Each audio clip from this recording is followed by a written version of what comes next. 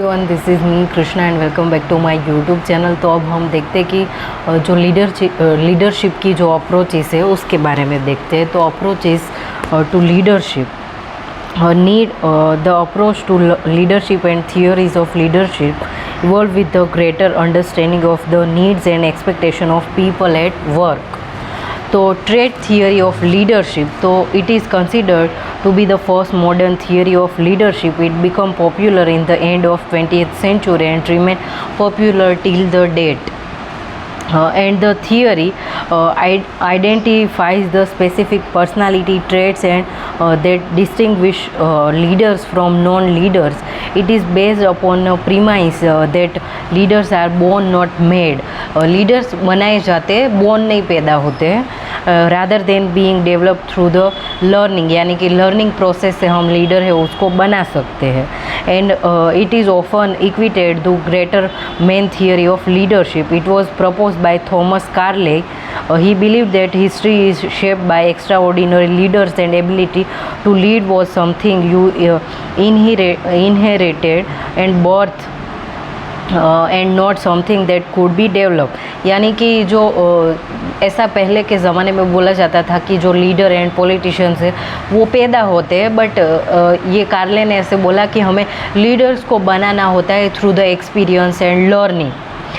And according to him, various traits have been suggested, and they are physical and constitutional factors. Constitutional factors: height, weight, physique, energy, health and appearance, intelligence, self-confidence, sociability, will, dominance and surgency. तो ये trade theory हो गई. फिर देखते हैं हम transformational theory of leadership. तो इसमें transformational is a process that change and transforms individual, यानी कि जो इंडिविजुअल और ग्रुप है उसको ट्रांसफॉर्म करती है वैसी थियरी. ठीक है. फिर transactional theory, give and take in hallmark of transactional leadership. It is a indeed model just like business transaction.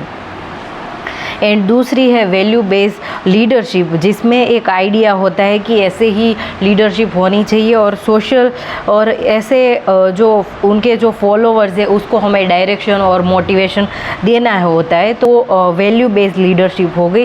फिर cultural based leadership. Cultural based leadership यानी कि हमारा जैसा कल्चर है, भारत देश है, वो एक ऐसा नेशन है जिसमें वेरियस कल्चर है उसको मनाया जाता है और उनको हम अडोर करते हैं. यानी कि भारत देश में विविधता में एकता है, तो हमारा जो कल्चर है वो कैसे कल्चर उसको हम रखें और कल्चर हमारा जो अलग अलग है उनको हम कैसे रखें और उनको कैसे हम अडोर करें, ये सारी चीज़ें. फिर psycho dynamic approach to leadership.